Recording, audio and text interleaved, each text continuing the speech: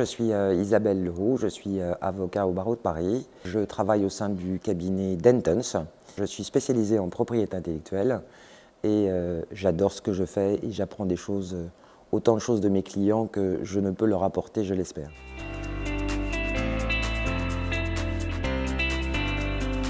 L'actualité est colossale, puisqu'on a à la fois des décisions de jurisprudence qui sont très importantes et au demeurant très intéressantes, et également beaucoup de modifications ou de projets législatifs. Alors, sur la jurisprudence, on citera en particulier en matière de marque les annulations respectives de la marque tridimensionnelle du Rubik's Cube, qui a été annulée pour avoir un résultat qui était un résultat technique, à savoir la rotation des différents éléments du Rubik's Cube, et puis l'annulation des 3 bandes Adidas, au motif que la marque n'était pas descriptive et que, d'autre part, elle ne pouvait pas être considérée avoir acquis un caractère distinctif par l'usage.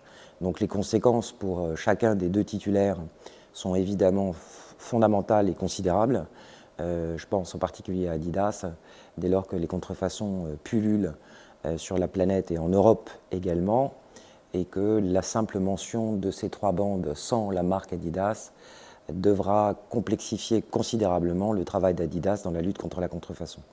Sur les aspects législatifs, mon domaine n'a pas été épargné par la loi Pacte, qui a modifié de grandes choses, pas toujours dans le sens que le souhaitaient les utilisateurs. Je pense en particulier à quelques procédures qui vont pouvoir être menées maintenant devant l'INPI, donc l'Institut national de la propriété industrielle en matière de marque, c'est-à-dire de déchéance et d'unité.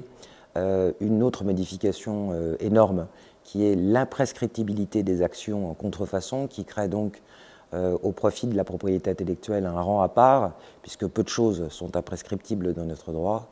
Et puis de nombreuses modifications, en particulier aussi sur le fait que les marques n'ont plus besoin d'avoir une représentation telle qu'elle était exigée auparavant, et qui donc permet à des titulaires, ou va permettre à des titulaires de pouvoir déposer des marques de mouvement, des marques constituées de fichiers vidéo, et puis peut-être encore d'autres choses. Et puis la dernière chose, c'est une décision qu'on aurait pu rapprocher des parfums, où les saveurs d'un produit alimentaire n'ont pas été jugées protégeables par le droit d'auteur, puisqu'il ne constituait pas une œuvre au sens de la directive. Donc je pense que ce sont les grands sujets de cette année, mais l'année prochaine, on verra encore d'autres.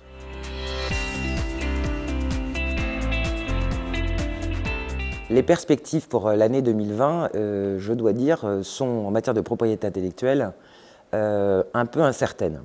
Elles me semblent un peu incertaines dans la mesure où on va avoir les effets et l'entrée en vigueur de la fameuse loi Pacte, qui va se dérouler en 2 parties. Une première partie en décembre, maximum 15 décembre de cette année, et une autre partie au 1er avril, avec une autre série de nouveautés, comme les oppositions en matière de brevets, ou encore effectivement ces fameuses procédures que l'on va pouvoir mener devant l'Institut national de la propriété industrielle, et puis le fait que dans cette loi, évidemment, comme toute loi, elle est susceptible et sujette à interprétation.